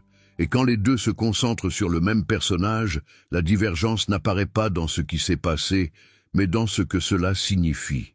Pour certains, Kushner est un symbole de l'ère de la négociation intelligente.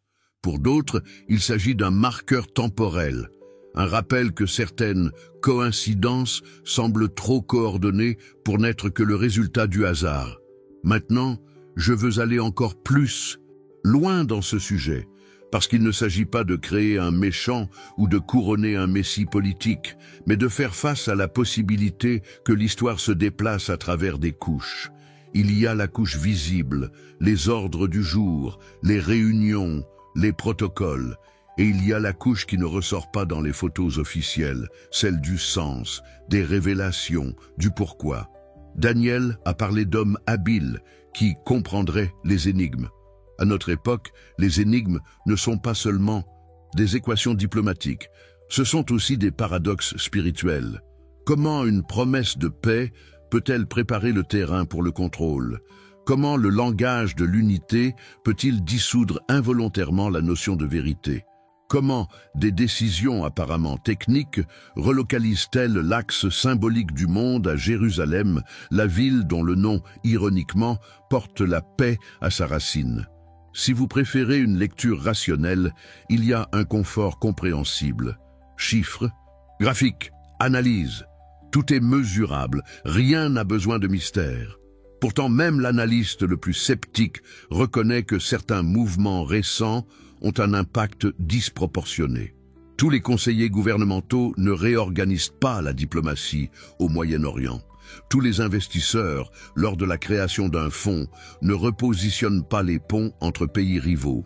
Tous les stratèges ne touchent pas, directement ou indirectement, à des symboles qui s'étendent sur des millénaires. C'est alors que la raison commence à frôler l'inexplicable. Non pas parce qu'il y a un manque de logique, mais parce qu'il y a trop de coïncidences. Si l'on penche vers la lecture spirituelle, il y a aussi des risques. Projeter sur le personnage plus qu'il n'est, ignorer les nuances, transformer la pression symbolique en une phrase définitive.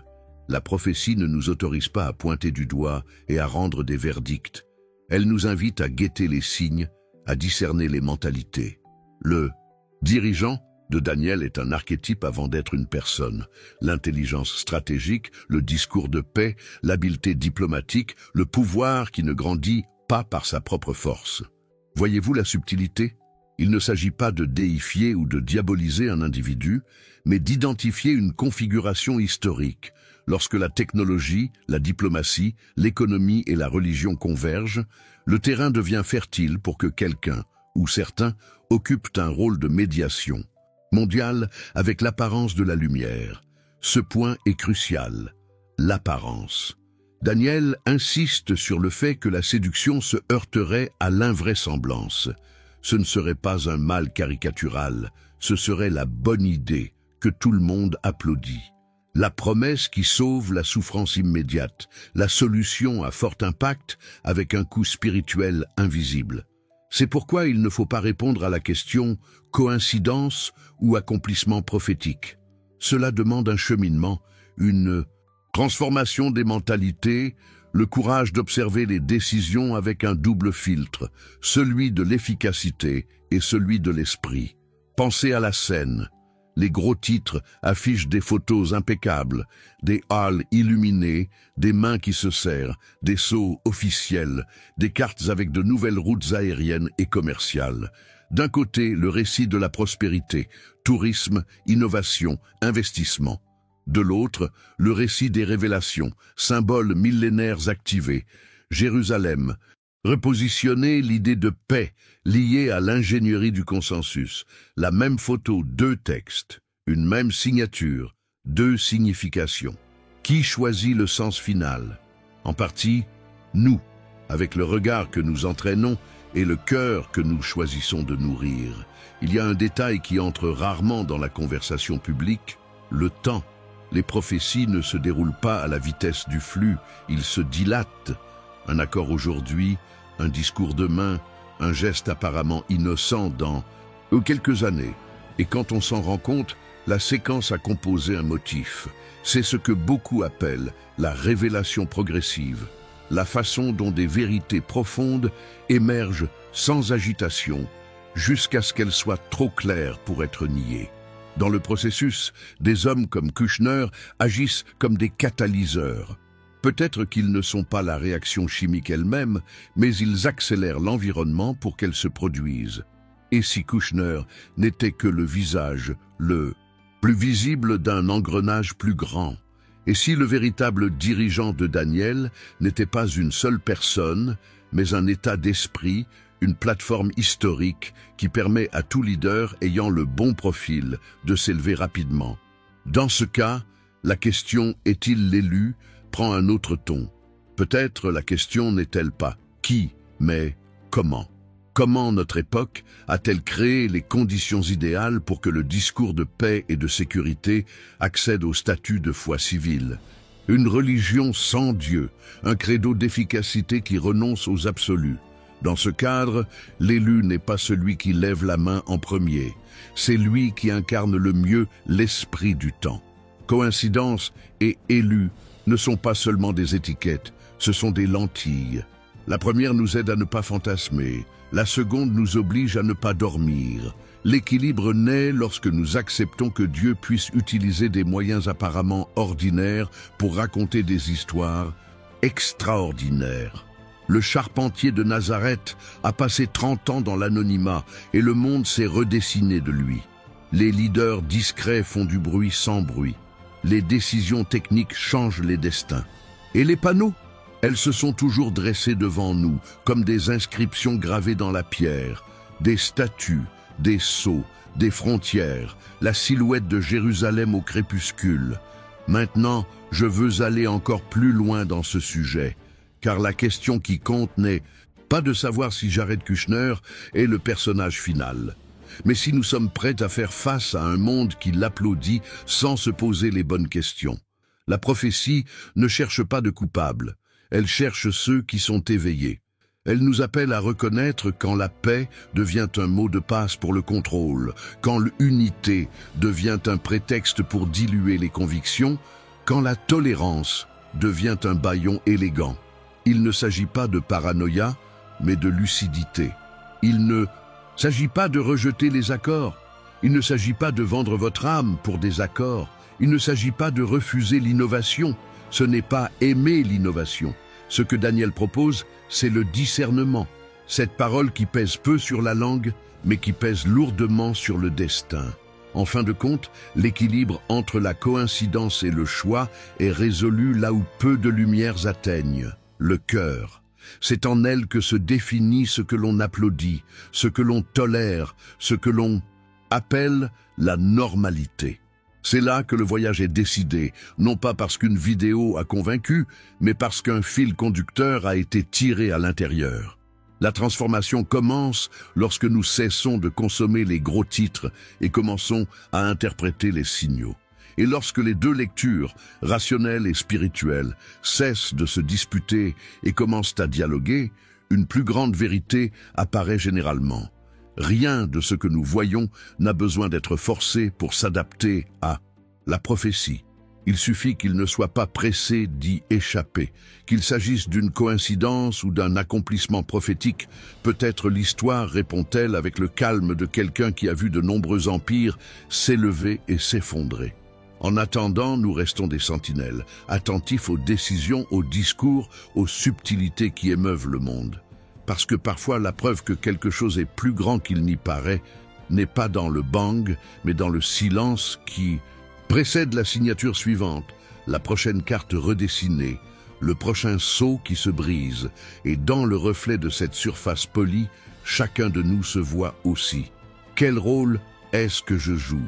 Celle de ceux qui applaudissent à toute paix, ou celle de ceux qui cherchent la paix et qui ne négocient pas la vérité?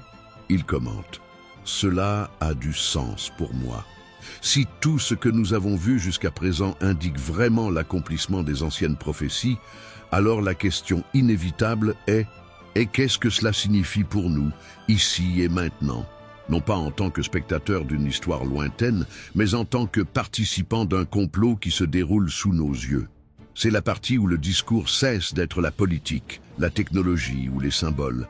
Et cela devient à propos de nous, de ce que nous voyons, ressentons et choisissons au milieu de tout cela. Le temps que nous vivons est avant tout un temps de révélation. Les masques tombent, les systèmes se montrent, et ce qui était autrefois caché devient maintenant évident. Mais curieusement, plus les vérités sont mises en lumière, plus les gens semblent anesthésiés. Comme si l'excès d'information était devenu un écran de fumée. La prophétie de Daniel ne parlait pas seulement d'empires et de dirigeants, mais aussi d'une génération qui courait ça et là, et la connaissance se multiplierait. Et c'est exactement le scénario. L'information partout, mais le discernement manque. La surveillance, qui semblait autrefois conspiratrice, est maintenant routinière. Nous vivons entourés d'écrans qui savent ce que nous voulons avant même que nous le demandions. Cela peut sembler inoffensif, voire commode, mais spirituellement, c'est profond. Parce que chaque fois que nous abandonnons notre attention, nous abandonnons également une partie de notre conscience. Et la prophétie a toujours averti. Le plus grand champ de bataille des derniers temps ne serait pas physique, mais mental et spirituel. Les Suds, guerre silencieuse du discernement. Maintenant, je veux aller encore plus loin dans ce sujet. Le discernement, ce n'est pas simplement se méfier de tout, c'est apprendre à reconnaître ce qui fait vibrer la vérité et ce qui vibre dans la manipulation. C'est se rendre compte de la différence entre la lumière et l'apparence de la lumière.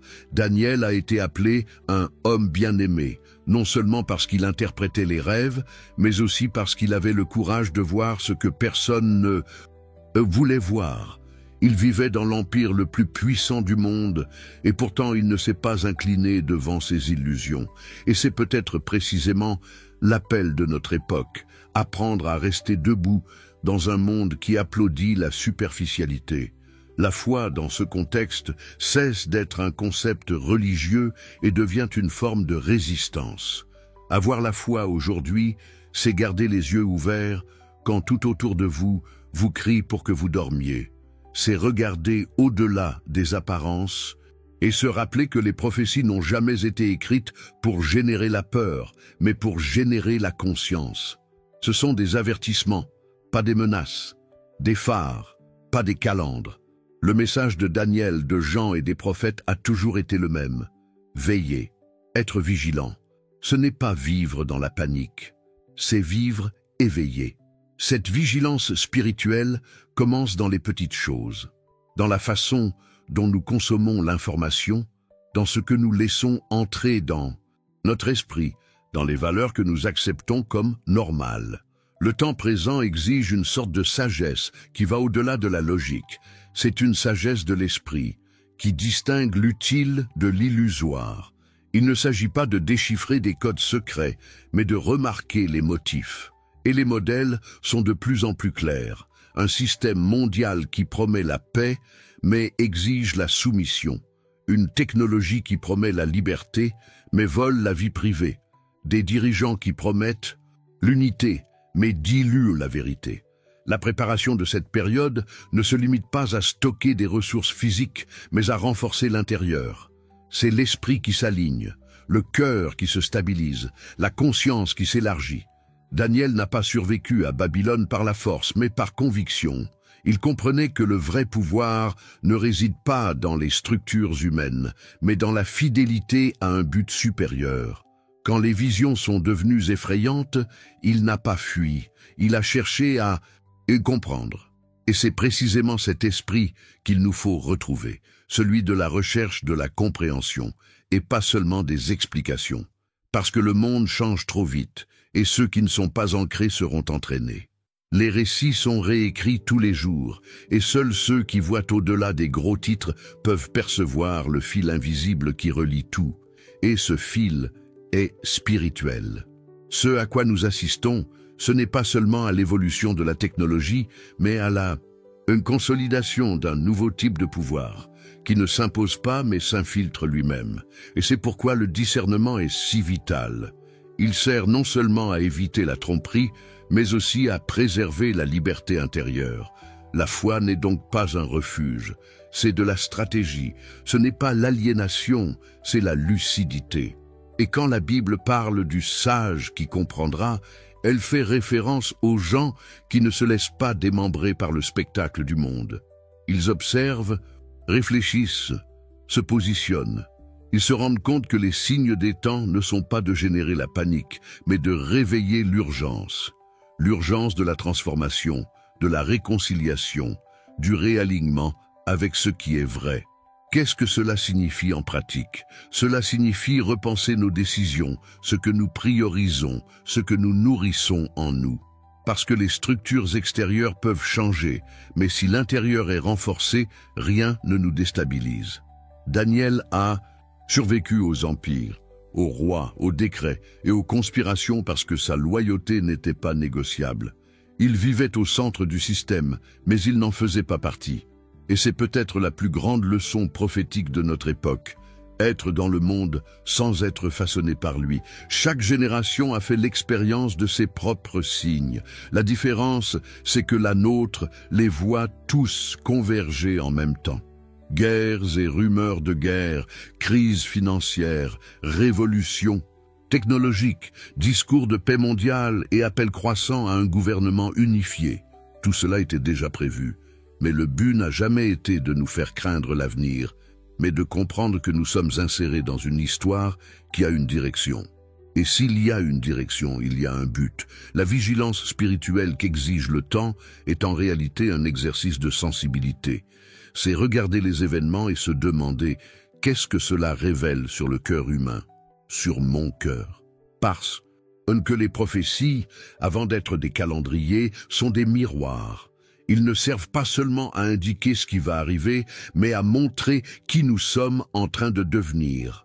Leur accomplissement n'est pas seulement un événement extérieur, c'est aussi un éveil intérieur. Daniel, même entouré de puissance et de gloire, termina ses visions épuisées et en prière. Il a soulevé ce qui était venu et a compris que rien de tout cela n'était hors du contrôle de Dieu. C'est la différence entre ceux qui désespèrent et ceux qui discernent. Le premier regarde le chaos et perd la foi. Le second examine le même chaos et reconnaît qu'il fait partie de quelque chose de plus grand. La foi ne nie pas l'effondrement, elle l'interprète. Aujourd'hui, plus que jamais, nous avons besoin de cet état d'esprit, non pas la mentalité de la peur, mais celle de la clarté, le discernement et la nouvelle armure. La vérité, c'est la nouvelle résistance, et Afé est le nouveau refuge. S'il y a un message pour nous en ce moment, c'est celui-ci. Ne vous laissez pas distraire. Tout ce qui se passe, avancée, crise, alliance, révolution, n'est pas une fin, c'est une opharbe, le prélude à quelque chose qui s'aligne. Peut-être que l'accomplissement des prophéties n'est pas un événement unique, mais un processus qui a déjà commencé. Et notre rôle n'est pas de rester pris au piège. Regarder, c'est percevoir quand le monde nous offre du réconfort en échange de la conscience. Il s'agit de voir quand le récit de la paix commence à demander l'obéissance. C'est comprendre que la liberté sans vérité n'est qu'une illusion sophistiquée. Au fond, ce que tout cela révèle, c'est que l'époque dans laquelle nous vivons exige une décision silencieuse. Continuer à vivre en automatique ou choisir de se réveiller. Et cet éveil ne vient pas de l'extérieur, il commence à l'intérieur, avec la simple volonté de se demander « Qu'est-ce qui se passe vraiment? Pourquoi maintenant? Qu'est-ce que cela révèle sur le but de mon existence à ce moment précis de l'histoire ?» Le temps des signes, c'est aussi le temps des choix, et chacun de nous a devant lui la même opportunité que Daniel. Tenir bon, non pas parce que tout a un sens, mais parce que nous savons qu'il y a un sens à tout. La foi ne consiste pas à fermer les yeux, mais à les ouvrir à l'invisible. Et peut-être, au milieu de cette tourmente mondiale, le vrai miracle est de garder le cœur suffisamment sensible pour entendre encore la voix qui murmure à travers le bruit « N'ayez pas peur !» Et maintenant, après tout ce que nous avons vu, il y a une question qui résonne comme un murmure ancien au milieu du bruit moderne. Et s'il était déjà parmi nous? Ce doute, qui mêle curiosité, peur et fascination, traverse les siècles. Ce n'est pas nouveau que l'humanité observe les signes et essaie de déchiffrer si le temps de la fin a déjà commencé, si les pièces du tableau spirituel se déplacent plus vite, plus précisément, plus évidemment. Mais un point le plus troublant n'est peut-être pas quand, mais comment. Car si l'accomplissement des prophéties ne se fait pas avec des trompettes et des éclairs, mais avec des sourires, des accords et la technologie, alors il se peut que le déjà parmi nous ne se réfère pas à une seule personne, mais l'one mentality. Pensez-y. Et si le vrai dirigeant n'était pas seulement quelqu'un qui fait la une des journaux, mais une idée qui se répand silencieusement, une façon de penser qui valorise le pouvoir plutôt que la vérité, le confort plutôt que la conscience, la commodité plutôt que la liberté. La prophétie de Daniel a toujours été plus profonde qu'une simple préfiguration historique.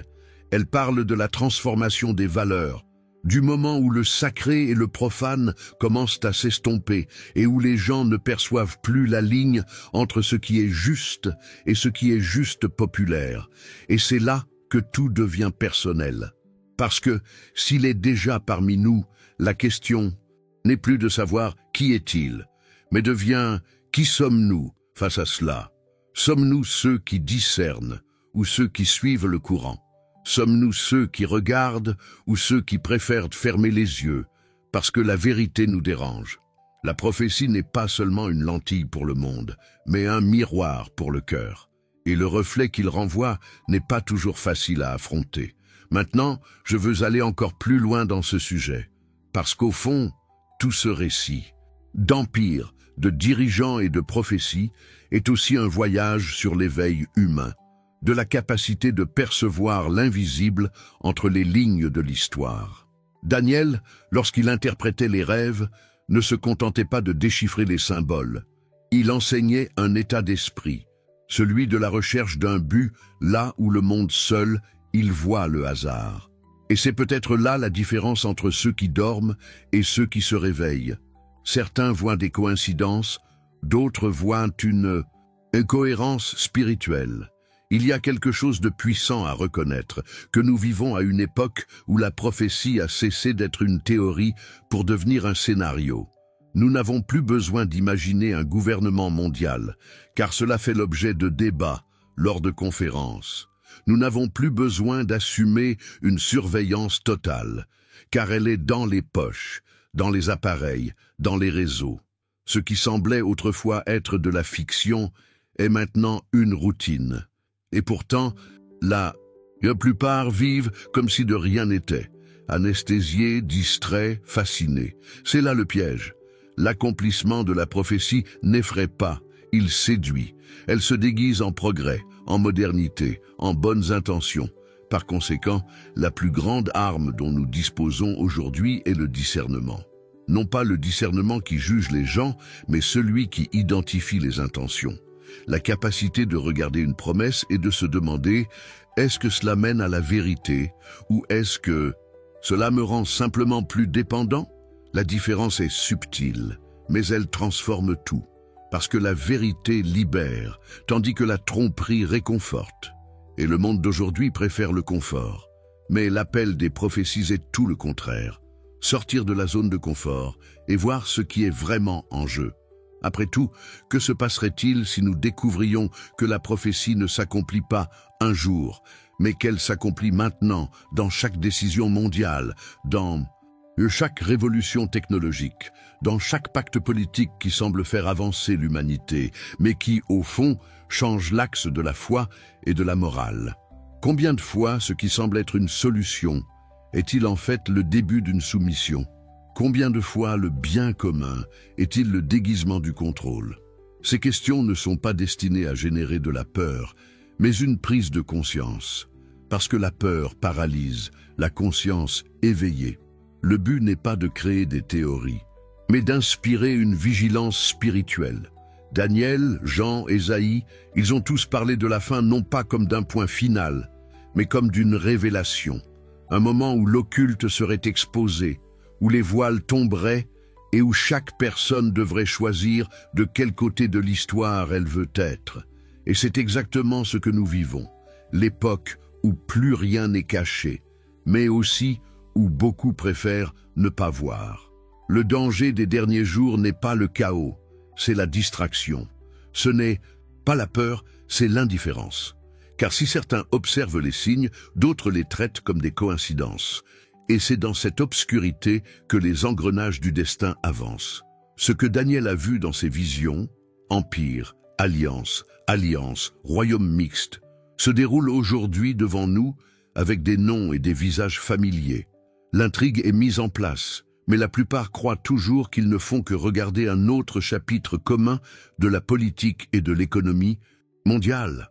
Et si tout cela n'était pas seulement géopolitique? Et si nous étions confrontés à une reconfiguration spirituelle de l'humanité? Et si le « il est déjà parmi nous » ne concernait pas seulement un individu, mais un système qui a acquis un corps et une conscience façonnés par des décennies de préparation silencieuse? Un système qui promet de tout résoudre, mais qui exige quelque chose en retour.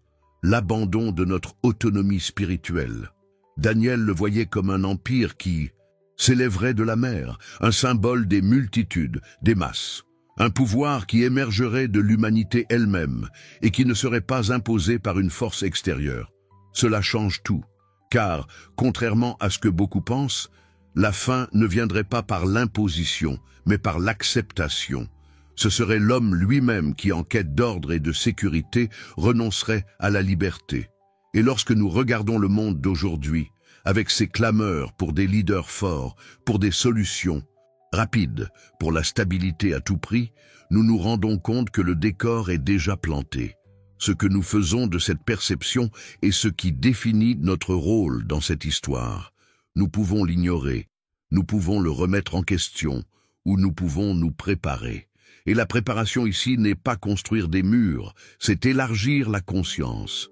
C'est percevoir ce qui fait bouger le monde et ce qui touche le cœur. Parce que ceux qui comprennent le spirituel ne sont jamais surpris par le matériel. Ce chemin de discernement n'est pas simple. Il faut du courage pour nager à contre-courant, pour questionner les récits, pour chercher un sens là où d'autres ne voient que le hasard.